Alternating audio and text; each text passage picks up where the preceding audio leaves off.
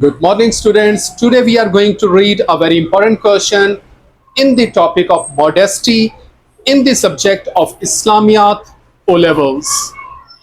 And the question is modesty towards the members of the opposite sex. So this is important topic. Concentrate yourself.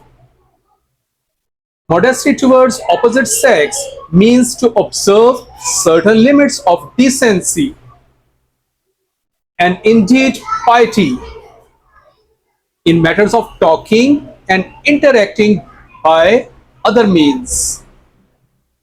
A saying is here, the believers are those who avoid vain talk. This is very important for men and women who are not intimately related to each other, because vain and indecent talk is bound to lead the major sin, that is fornication, which has been strongly condemned in Islam.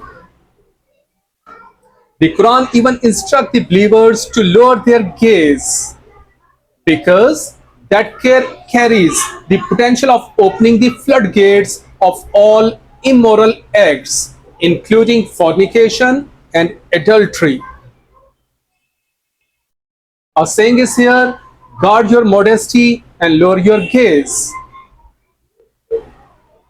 The Quran therefore repeatedly asks the Muslim woman to observe hijab, that is parda, in order to remain modest.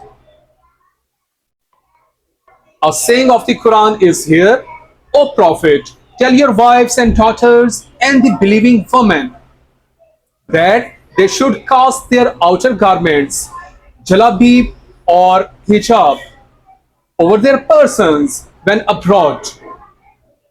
That is most convenient that they should be known as such and not molested.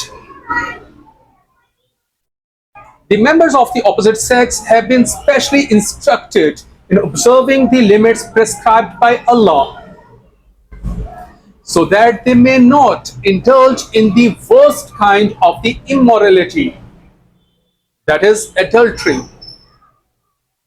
The Quran for this reason says, do not come near adultery, for it is a shameful deed and an evil, opening the road to other evils. In brief, Islam simply discourages members of the opposite sex from mixing or coming closer unless absolutely necessary, inevitable, because this is just the first step towards many acts of the disobedience of Allah. Prophet ﷺ himself never extended his hand towards any woman for taking bath. So student, this was the lecture. Read it again very carefully and make your notes.